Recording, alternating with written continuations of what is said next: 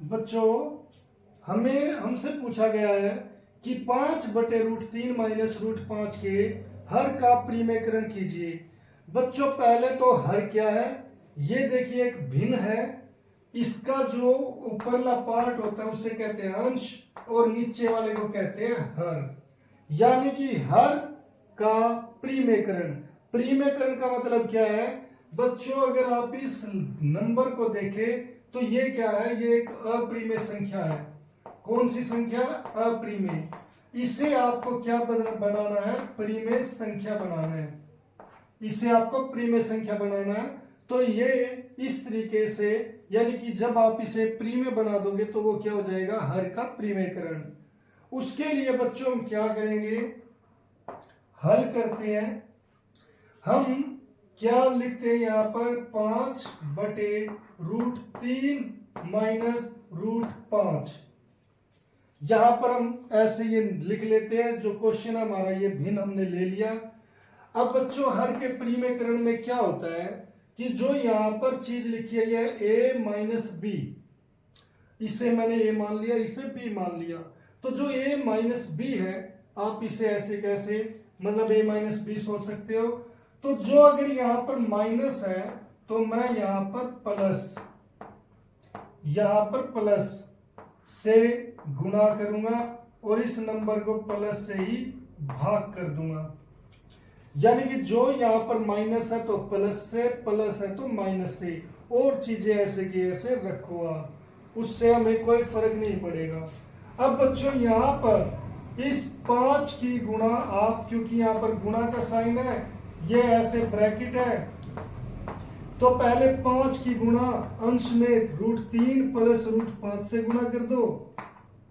और बच्चों यहां पर √3 की गुणा, √3 माइनस √5 की गुणा किससे करो? इस ब्रैकेट से √3 प्लस √5 से कर दो। अब बच्चों जो ये नीचे चीज है, ये अगर a माइनस बी है तो ये क्या है? a plus B. अब हम इसका यूज करेंगे। यहां पर अगर मान लो मैंने इसे a मान लिया और इसे b मान लिया, √5 को, बीच में क्या है? माइनस। तो बच्चों ये आ गया a माइनस बी। मैंने यहां √3 को क्या मान लिया था? a, तो यहां पर a लिख दो। √5 को क्या मान लिया था? b, तो b लिख दो। और बीच में क्या है? प्लस। अब ये किस फॉर्म में है? a minus B, a plus B. तो बच्चों क्या आपको याद आता है ऐसा कोई formula a minus B into a plus B का? मगर मुझे याद आता है, हम जानते हैं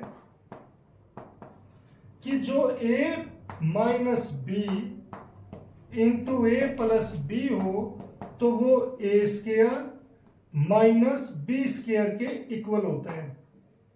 तो इसीलिए जो बच्चों मेरा यहां पर √3 माइनस √5 इंटू √3 प्लस √5 होगा, उसका आंसर क्या होगा? a का स्क्वायर। a क्या है हमारा यहां पर? √3, तो √3 का स्क्वायर माइनस b क्या है? √5, तो √5 का स्क्वायर, इसके इक्वल होगा।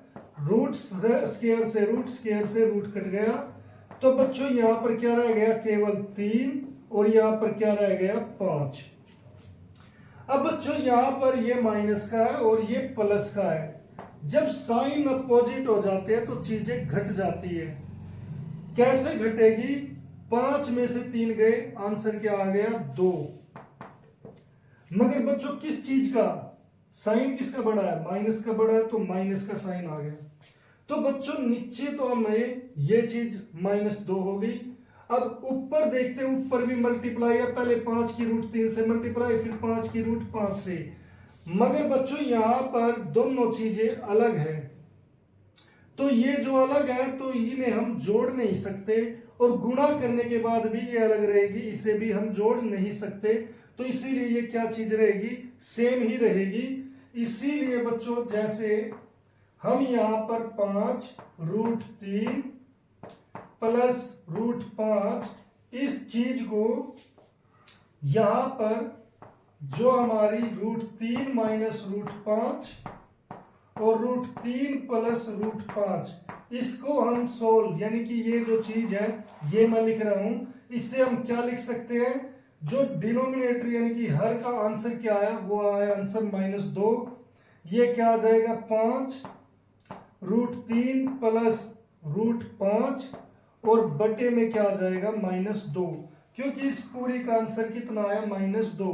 अब बच्चों माइनस को यहां नीचे भी नहीं लिखते हम, तो ये क्या करेंगे यहां पर बीच में लिख देंगे, तो आंसर आएगा 5 √3 प्लस √5 और ये क्या आ जाएगा बटे 2।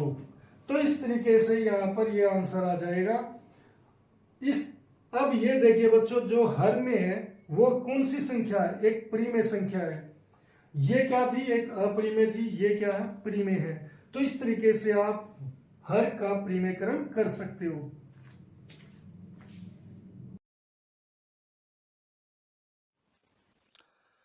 उम्मीद है बच्चों ये लेक्चर आपको पसंद आया होगा, और अगर आपको ये लेक्चर पसंद आया है तो इसे लाइक और शेयर जरूर करें और चैनल को सब्सक्राइब करना ना भूलें।